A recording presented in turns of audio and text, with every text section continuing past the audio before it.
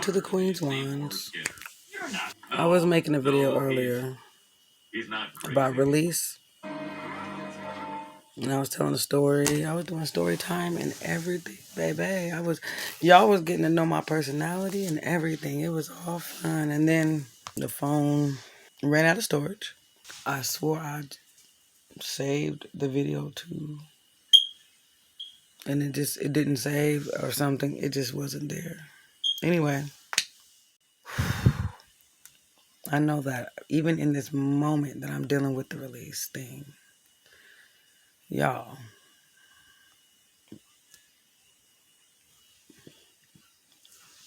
I got the most craziest shit that I be around. It's not even in this house. So I was trying to do like a get to know me tarot reading / get to know me. Let's flow with the spirit. It just didn't go well.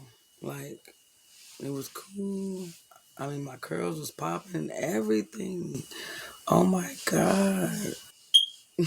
Then that bullshit started happening next door. And next thing you know, I released all right because I was yelling at the top of my lungs like, cut the fucking crap. I am tired. Have you guys ever had like crazy neighbors that every day they fight or they didn't make my shit fall? You feel me? They didn't make the curls fall. They ain't even falling right no more. The curls was all nice and now I done got mad. I'm not mad no more, but I was irritated. I just can't take too much. Sometimes I only could take so much. So the point of releasing, right, is what? I heard a word. And God was like, you got to release so that I can release, so that things can be released, you know? Like, you got to let go of some things or learn a different lifestyle. Be a little different. Change your way. Release all the old baggage so that you can get what you need. And perfect example happened today just to show you like different examples of releasing. Sometimes release, you can tell somebody how you feel. You're releasing your emotions. You're putting it out there. Sometimes you're not releasing your emotions and you're releasing the person from hurting you or whatever happened or the accident or the incident, you know? You gotta go with the spirit on what is exactly needed to be released. So the funny thing is, I've been asking God, well, praying and what do I need to release?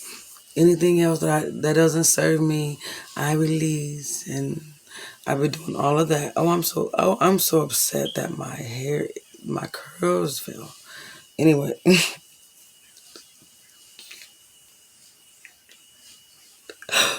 release control. See, you get to see all the examples of the real me. I'm gonna be real me. Perfect example is, okay, I say I want a house, right? And we believe in manifestation. I am a high believer in manifestation. I'm a high believer in faith. But I'm telling you, I know how like the universe works. They're not about to give you nothing until you actually do release, like, kind of like the care of it a little bit. You know what I mean? What I tell my kids is a lot of teachers, like spiritual teachers, teaches you how to like manifest. My teachings is, it used to be just straight to the point, like 1, 2, like 1 and then manifest. You know what I mean? But now I kind of see them. I'm starting to see the beauty in actually being in the situation or the pain or understanding it. See, I'm not saying you should you should not sit in pain. I'm not saying you should dwell on it. 20 years later, you still, no. I'm mostly talking about, when I say dwell in the pain, I'm gonna hurry up before this thing be talking about I ain't got no more nothing. No more time on my phone.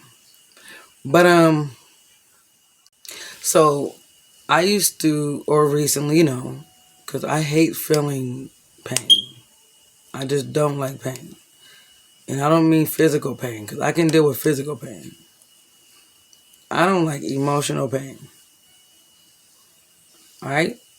So, lately I was thinking it was smart to just act like I didn't have whatever was wrong, it wasn't wrong.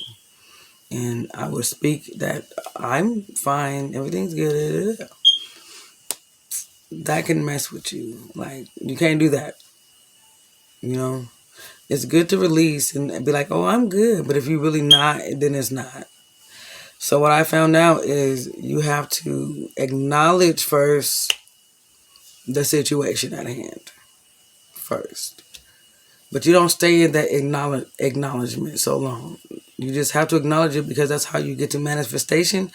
In order to even manifest, you're believing in something that is not even there from a situation that you lack from, right? The negative.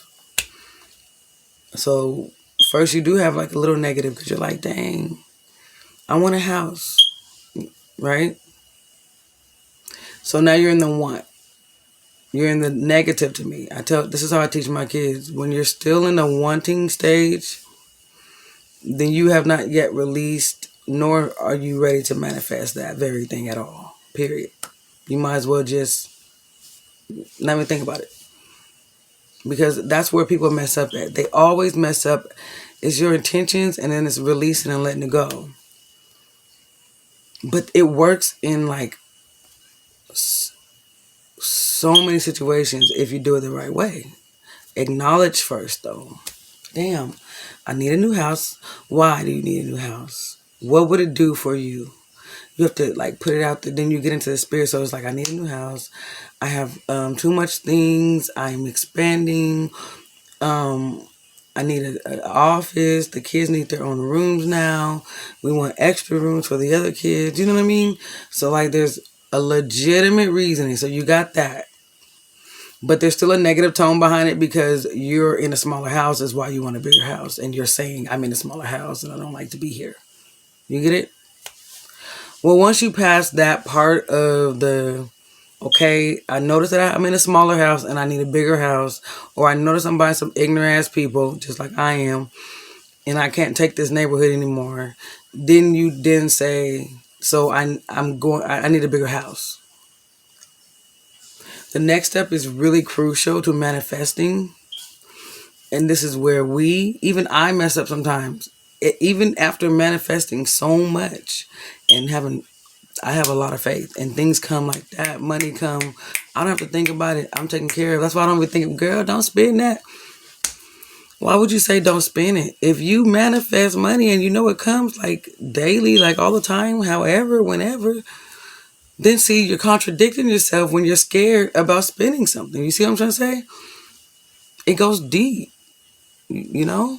So, first step is that. You acknowledged it. Okay, we got it. The negative was in that though. The next step is just stating. So first step is, dang, I need a house. The second step is, I am manifesting a house. And the third is, I have manifested a house. I have manifested a bigger house. You write it down. I have manifested a 5-bedroom, this and that, whatever specifically you want. You live what you would feel if you had the house. And not just like, oh, I'll be happy or whatever. No. You have to be in the body of the feeling of it. You know what I mean? You have to be like, I am here. I'm not even worried about it. You don't even have to think about it no more. To me, once you release it and not think about it, once you say, I manifested this big house and it's coming soon in 2021 or whatever, you let it go. And from then forth, everything after that will be pushing you towards that. But when we start complaining again, we kind of bring it back down. It's like you erase it. It's almost like writing something down and then you erase it. And now it's gone. It's not there no more. Like, but didn't I write? No, you did say it, but it doesn't. Just because you say it doesn't mean it's going to happen. immediately, and when it doesn't happen immediately is when we start to doubt in there. And that's where you mess up, and you're supposed to release, you're supposed to let it go. So when I've been hearing release lately, and I'm allowing spirit to speak through me, this is not, this is spirit now.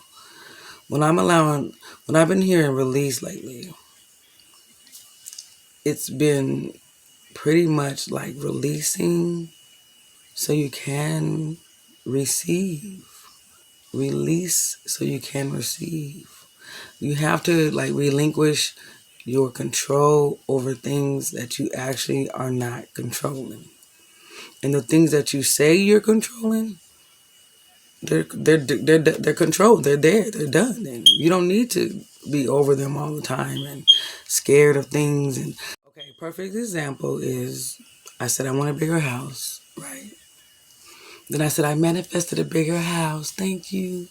Thank you, angels. Thank you, God. Thank you, universe. Mwah. Or whatever you want to do. Light a candle and incense, however you want to do it, right? This is where you fuck up, right? This is where then these motherfuckers start acting crazy, and this motherfucker start acting crazy, and next door, and these people start acting crazy. And there's so many times where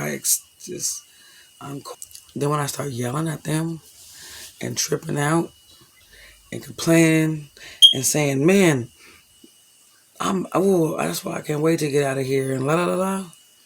I have now deleted, I have now erased that very thing that I said I was manifesting. You understand? You can't manifest things and then not believe, and then at the same time complain about the very thing. Either you believe or you don't. Either you understand or you don't. So when people are doing stupid shit, you can complain. You can be like, can you stop? Can you be quiet? But you might want to watch saying, I wish I wasn't here no more. I wish that you might want to calm that down. That is what's going to hold you back from not getting your blessing.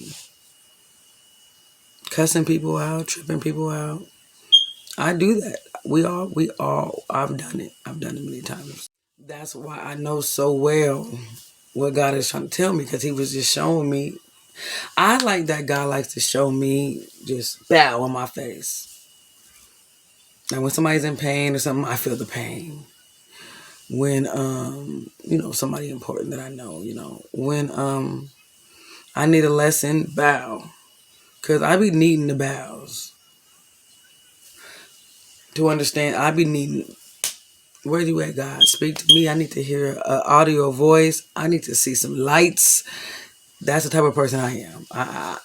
I don't have to, because that's why I'm releasing control and just going with the flow, right? I'm just going with the flow. And this is a great lesson. I realized that I'm like, dang, I've been manifesting a house and things, and look at what I just realized that just happened. So then I have to bring your spirit back. You got to bring yourself back, because God is there. He made you aware. He literally made you aware. He made me wise enough to see myself. And when I'm doing wrong, he's not gonna have you like go wrong. You know? If you ask him to give you something, he's gonna give it to you. And if he didn't give it to you, he's gonna show you why he didn't give it to you. It's about if you're available to listen. Are you actually paying attention? You said, show me, God, I'm here. Are you really listening and paying attention? Because he's showing you signs all the time. And some of the signs is in yourself. You yourself can pray or meditate or just sit and be quiet. And if you do that, if you yourself meditate and sit and be quiet or pray, you will hear your next steps. You will hear what needs to be washed, cleaned. You will hear it. You will hear what's not important and what is, what the world has made, and what really is. You would know. You don't even have to worry about it. So, releasing control of things that you can't control.